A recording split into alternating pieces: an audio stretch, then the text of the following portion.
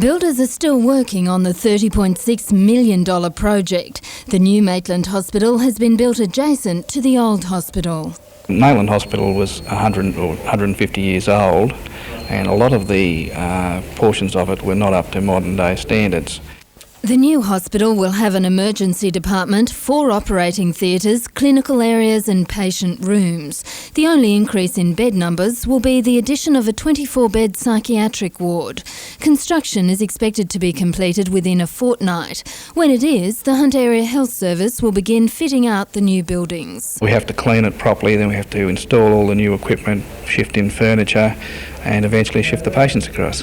Patients are not expected to be moved into the new hospital until about April. Work will then begin revamping the old buildings. Jane Anderson, NBN News.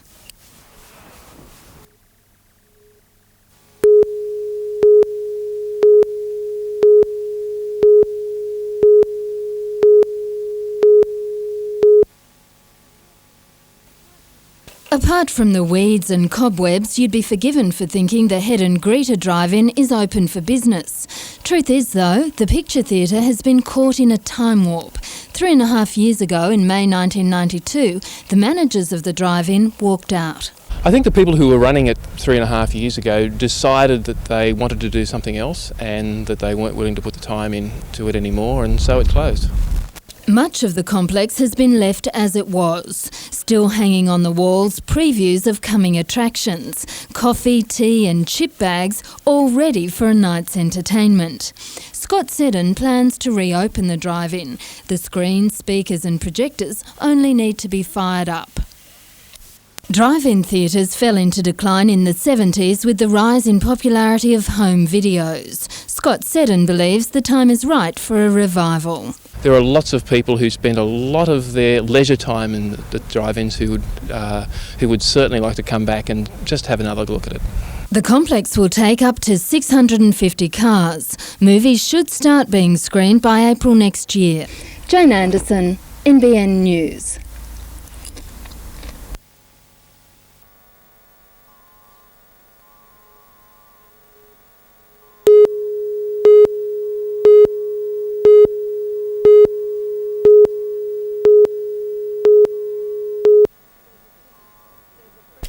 They're the freshest faces in surf lifesaving. 17-year-old Adrian Tobin's still at school and Peter Scott just out of his plumbing apprenticeship. But they already have a list of state and national titles that suggests they won't be out of their depth on Saturday. Yeah, it is a good feeling. They said that I had a big chance after the carnival at Swansea Belmont, and I was waiting in the wings for about 3 weeks there, and then Tim finally gave me the word, which was great. Yeah, it is very exciting. It's my first go at it, and the concept's a real challenge, really, with the run legs especially, including in all the events. For Tobin, it's a childhood dream come true, racing against the Mercer brothers and other legends of Australian lifesaving. Oh yeah, it is a bit of a strange feeling. Being so young when these guys were going around and winning Australian championships, it was a sort of ambition of mine to one day race them at least before they retired, so it's good. For Scott, it's another facet to a brief but remarkable career that could see him represent Australia as a kayaker at the Atlanta Olympics. Kayaks is a little different. It's the basics are there, but I actually came from surf, so I relate back to it pretty well. The kayaks is a bit tougher. Both will have to cause upsets if the Sydney Slammers are to move up the leaderboard past Sydney Thunder and the Melbourne Rips. Richard O'Leary, NBN News.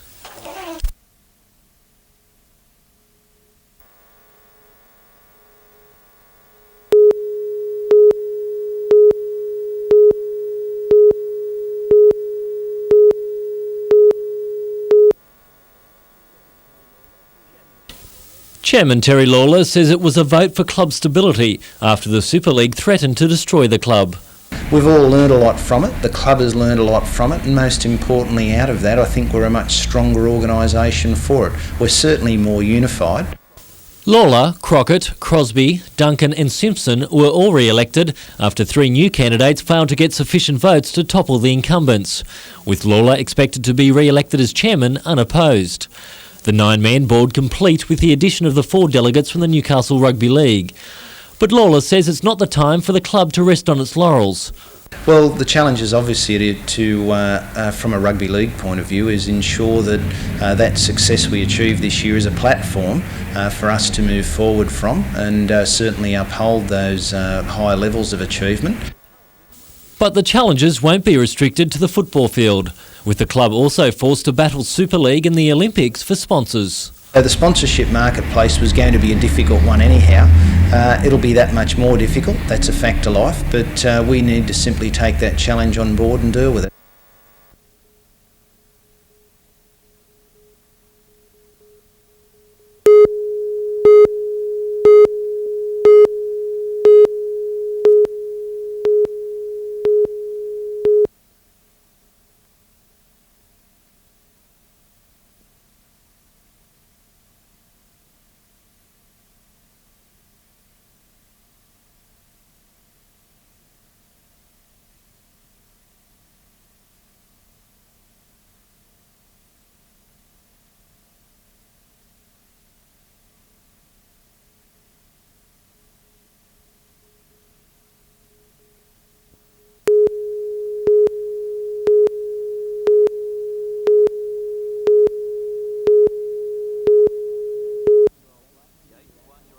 The 81-year-old blacksmith's man and his 82-year-old wife were trapped in their car for more than 20 minutes as rescue crews worked to free them.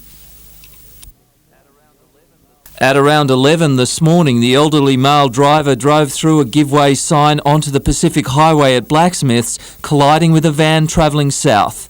The elderly couple suffered serious injuries. The woman was pronounced dead at the John Hunter Hospital. Tonight, her husband is in a critical condition. The 30-year-old driver of the van was not injured, but he was deeply shocked by the crash. Traffic was banked up as police edged holiday makers around the scene. Peter Ryan, NBN News.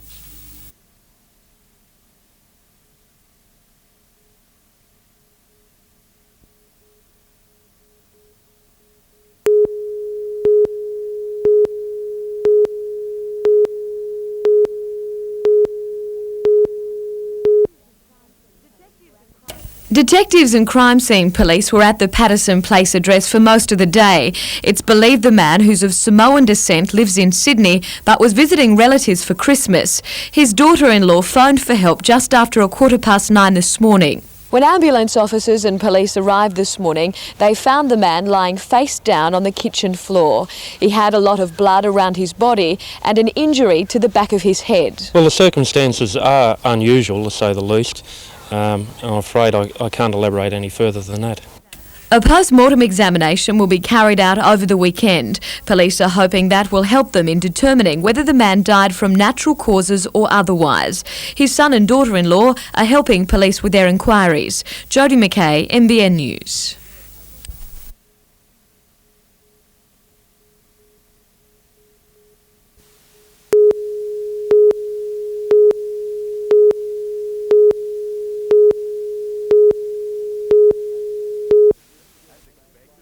As expected, the big surf made life very unpleasant for many of the boat crews. Even the eventual victors, the Western Suns, struggled, and the boats weren't the only ones shedding crew members. The acrobatic ducks giving their passengers a ride to remember. But craft weren't the only objects being bounced. Melbourne Rip's Adam Weir handling the conditions to win the surf swim, while Jackie Robinson took out the women's. The Tassie Trident's cause was assisted by Lynn St John's victory in the beach sprint, while Kip McFarland overcame injury to win the men's. Organisers cancelled the Iron Woman, but Dean Mercer seemed to have few problems in the Iron Man. Brother Darren was more conventional, but lost the event to WA's Robert Thomason. Mercer's second was enough to secure the carnival for the Tridents.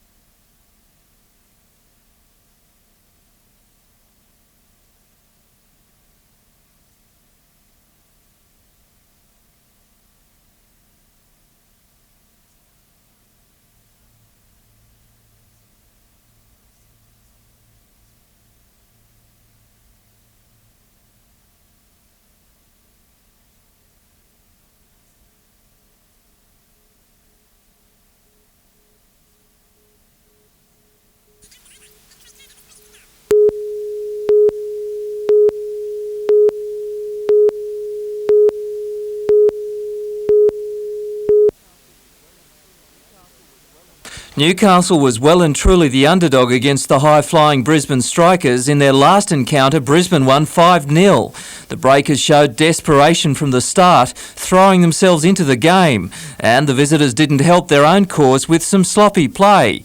Andy Roberts proved that big reputations don't mean much, keeping Frank Farina out of the limelight, and Craig Carter was brilliant in goal. Breakers striker Clayton Zane was also firing. He had shot after shot at goal. His combination with captain David Lowe, who had come off the substitutes bench, was a game highlight. At the final bell it was 0-0, but it was a boost for the Newcastle players. The draw breaks a run of 6 consecutive losses. Peter Ryan, NBN News.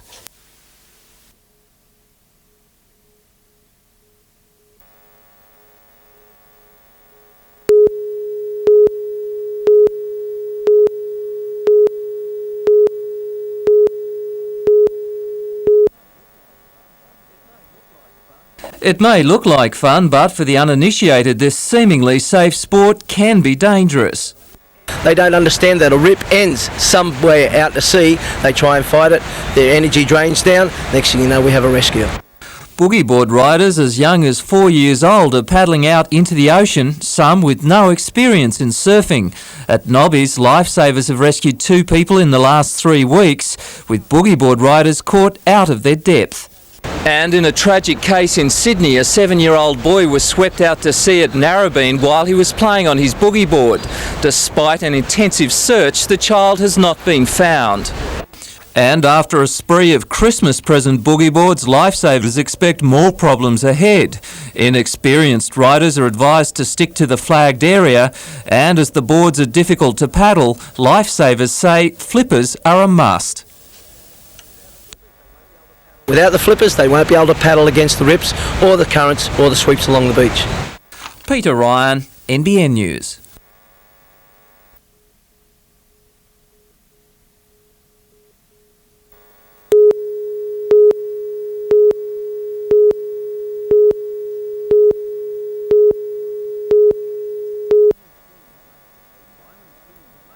Violent storms lashed the fleet just prior to the race start, but it was the racing thoroughbred Innkeeper that made a clean break. Skippered by Andrew Short, the Maxi tasted victory in the 1992 Pittwater to Coffs race. Close behind was Coffs Harbour's Wild Thing, making steady progress into 30 km/h northeasterly breeze. Another of the big boats and previous race winner Bobsled is in 3rd position. Lake Macquarie yacht Colix Onyx is also among the front runners. The rest of the fleet are close astern and expecting light winds overnight and headwinds tomorrow. The lead yachts aren't expected into Coffs Harbour until tomorrow night, dashing hopes of a race record. The record set in 1984 by the Maxi yacht The Office stands at just under 21 hours for the 450 kilometre race. And on Lake Macquarie, the national VJ titles are underway with more than 50 boats from Sydney and Lake Macquarie clubs taking part. Current Australian junior champion Michael Quirk will be defending his title, but Belmont sailors Rowena Gollidge and Mika Wright should put in a strong showing for the locals. The titles will be sailed on Belmont Bay over the next 7 days. Andrew Lobb, NBN News.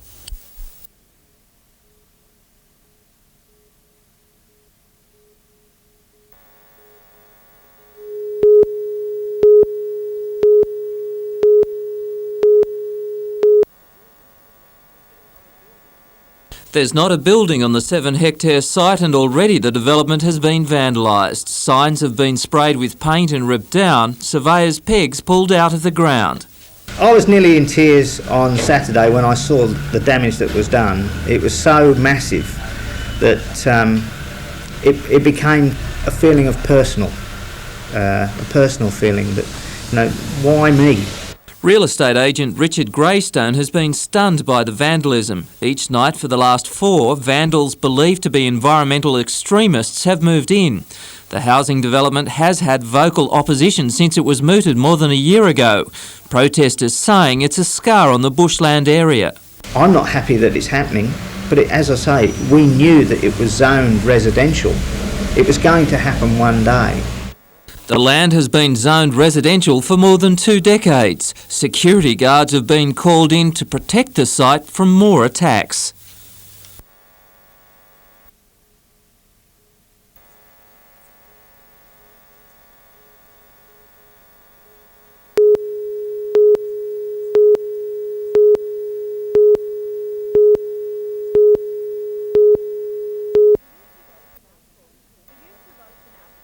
The use of ocean outfalls to dispose of effluent came to a head in Coffs Harbour this year when the state government vetoed a proposal by Coffs Council to build an outfall at Look At Me Now headland. The controversy still rages, with the council searching for an alternative plan. It's always maintained, though, that the water leaving its shores via two other outfalls is not at all harmful. That's echoed further south by the Hunter Water Corporation. Before ocean outfalls were introduced along the Newcastle coastline, the fecal coliform level in the water regularly exceeded health guidelines. Now, according to the corporation's figures, that rarely occurs. Bathing water is crystal clear, as anyone who goes to the beach can testify. Earlier this month, Hunter Water closed the Swansea outlet, one of its oldest ocean outfalls. The corporation admits that outfall caused problems over the years, but says the situation is now much improved. By the year 2000, Hunter Water hopes to be recycling around 15% of the waste water currently being piped into the ocean. But to make that possible, further uses for the resource must be found. We have to reuse it for something else, and the problem with most recycling is that when it rains, nobody wants the water. So we're very lucky in Newcastle that we do have an industrial base, and industrial users want the water 24 hours a day. Jodie McKay, NBN News.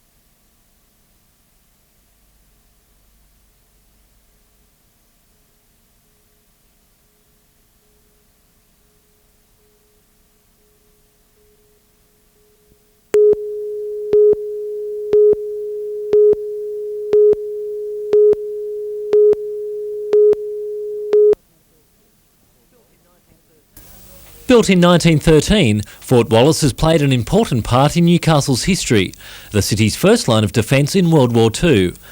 Recently, it was placed on the register of the National Estate, but the Department of Defence now wants to sell the building. Newcastle Council has stepped in to try and get suitable tenants on the site. Barracks could become a hostel or a backpackers hostel. The training areas for education and training. Obviously, the tunnels and the gun emplacements are ideal as a tourist attraction. Council could even buy the building if it believes the old fort could return a profit. If a suitable tender isn't found by the end of next month, the fort could be sold to private interests for residential or tourist development. It's part of Council's grand plan to sell Newcastle like the Valley sells its vineyards, with Council planning to upgrade the Fort Scratchley and Shepherd Hill sites. The three of them together provide a tremendous opportunity for that kind of heritage and that kind of history, for not only just for the locals to enjoy, but also for tourists. It could be a great selling point for Newcastle, I think. Richard O'Leary, NBN News.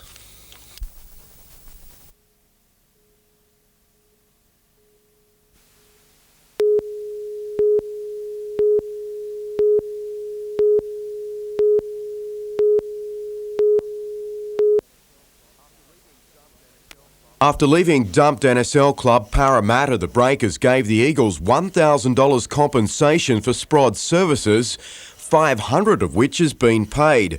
Last night's scheduled tribunal hearing was to determine if that fee was adequate or post a new one. The tribunal will now meet within the next 21 days. In the meantime, Sprod can keep playing.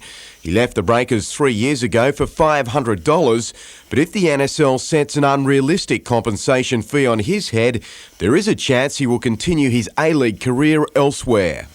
In cricket, the National Country Championships get underway in Sale, Victoria this weekend. 5 Newcastle and 2 Central Coast players will represent New South Wales and vie for a place in the Australian team, which will play Victoria in a one-day match during the tournament. In baseball, the well-travelled Hunter Eagles head to the Gold Coast on Monday to take on the Cougars. The Eagles only returned from an unsuccessful trip to Perth yesterday and face a Gold Coast side currently 6th on the ladder. And in sailing, the National VJ Championships resume on Lake Macquarie tomorrow after a lay day. Heats 2 and 3 will be sailed over the weekend after George Eltoff's Red Thunder won the opening heat.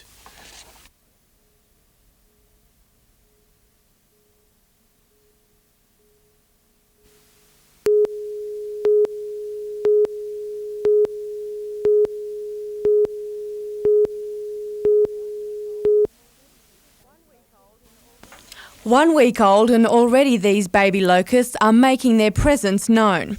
Conditions have been ideal for female locusts to lay eggs, which has seen the hatchings thrive into plague proportions.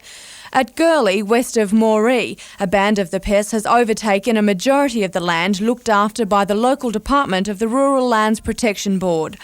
Authorities say it appears up to 2/3 of the 1.8 million hectare area is affected. So they can move again, they can migrate, but we're really worried about the pastures and also sorghum crops and even the early winter crops later on if they get away from us. Already, some areas are being sprayed, and the department is appealing to farmers to report even the smallest of outbreaks. We need 100% cooperation from the landholders because there's about 2/3 of the board affected in some way, not over the whole lot, but in some way, and we need 100% effort from the landholders or we won't be able to find them. Mike Beattie says while there's no need to hit the panic button, the situation could get out of hand. It is serious enough that we have to, as I said before, put our shoulder to it and get the job done completely. Otherwise, we're going to have trouble later on again. Amanda Bolger, NBN News.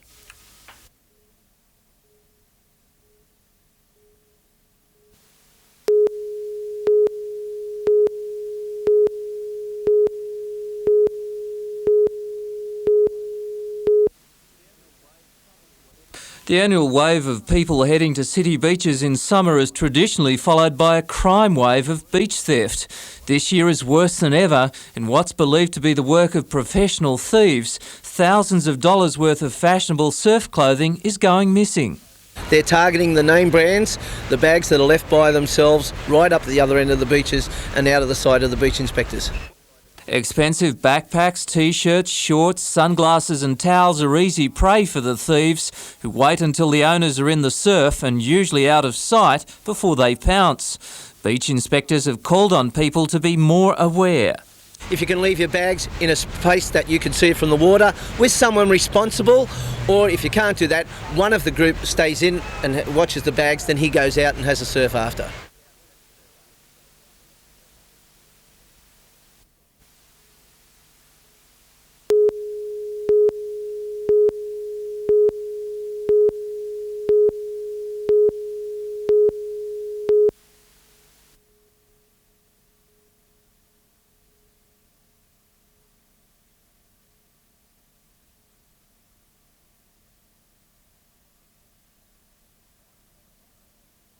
I went over and seen the fire brigade, and they said they couldn't do much because they thought the antenna had fallen. They put the ladder on it, so they got in touch with the RSPCA.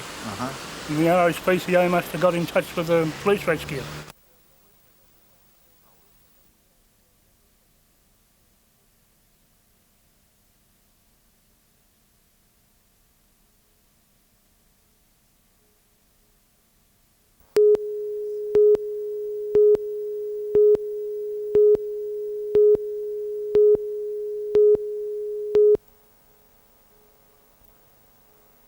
One of the highlights in the Far North Coast racing calendar, the Ballina Bracelet, once again attracted a big turnout on course. The track was rated good for the 8-race program, with the Bracelet having unearthed some exceptional 2-year-olds in the past, among the most notable Clan O'Sullivan and Gold Archer. Many believe today's favourite, the Melbourne-based Winger Charger, could also be a horse of the future. The winner of the Debutante Stakes was an unbackable 7-2 on in the ring, but on the home turn had some work to do.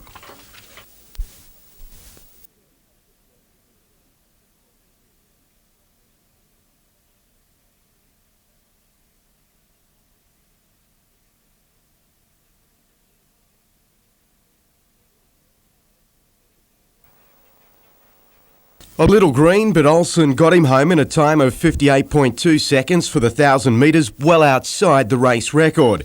He'll now be set for the Magic Millions on the Gold Coast. Torres Just Dapper finished second at 8s, while 6-1 chance Novetta, trained by Sue Burney at Ballina, was third.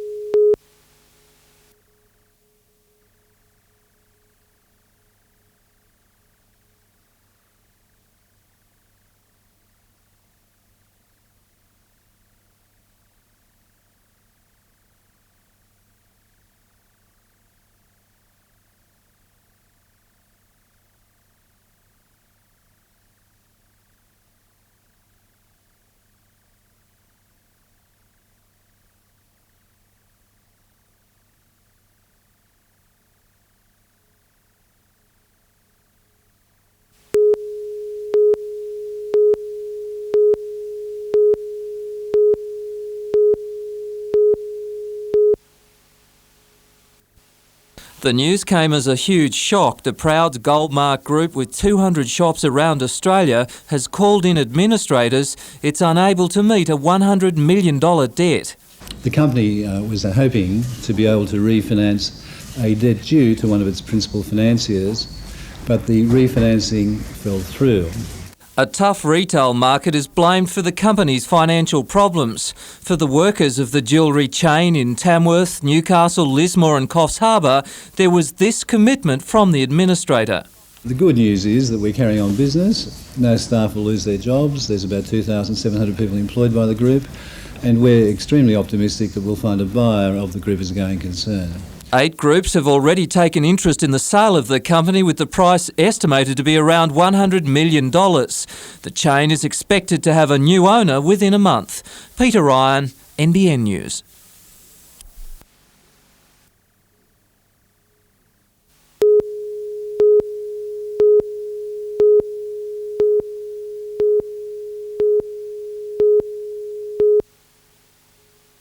Delegates, state parliaments and states are a joke, and I'm in one of them.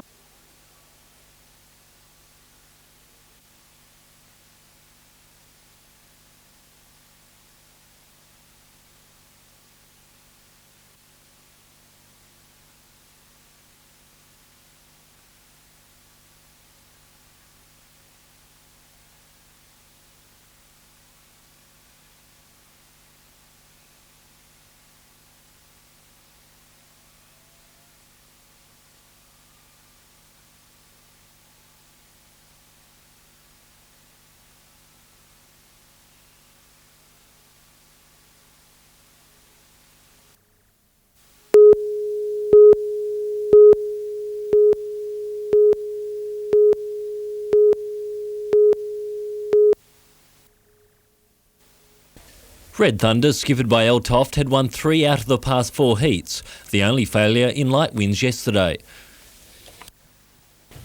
But today's 20 knot south-southwesterly was perfect, with the Georges River Sailing Club member winning his 4th heat and the title. Belmont's Nathan Quirk in natural high ran second today to be runner-up overall. It was a day of seconds for the Quirk family, with Nathan's brother Michael the runner-up in the final heat of the juniors to secure second overall. Local yachty James Griffiths taking out the juniors title, with his yacht Addiction scoring 4 wins and a 4th from 5 heats. Richard O'Leary, NBN News.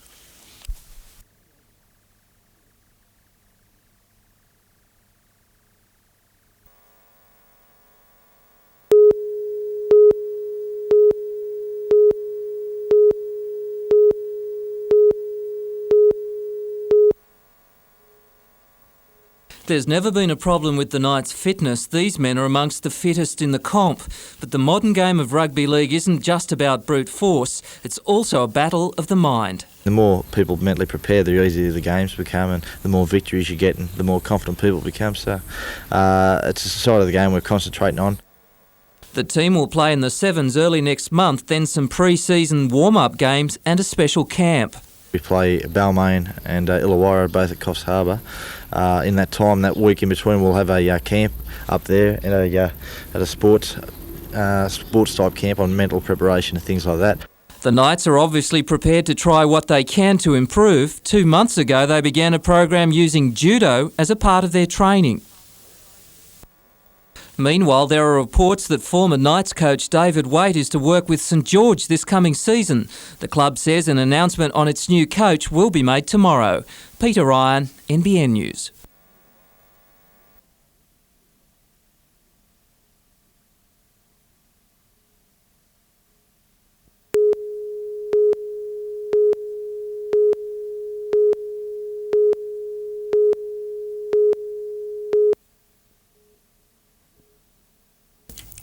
Aboriginal health has long been an area of concern. Many Aboriginal communities throughout the state don't have adequate water or sewerage. Now, in a bid to address that problem, the Hunter Area Health Service has joined forces with local Aboriginal groups to establish a comprehensive health strategy. A key element of the plan is the appointment of a trainee Aboriginal Environmental Health Officer, the first such position to be set up anywhere in the state. The trainee, Mark Goodall, is now working part-time with the Hunter Area Health Service while he completes an environmental science degree through the University of Western Sydney, and he's looking forward to the challenge ahead. There's a definite need with the Aboriginal community because they haven't they haven't had the access really to all that sort of help before, so I think there's a definite need for it. If successful, it's hoped Mark's position will become a model for other health services in the state. Perhaps down the future, we may see more Aboriginal people involved with frontline efforts with Aboriginal health. Emma Ossian, NBN News.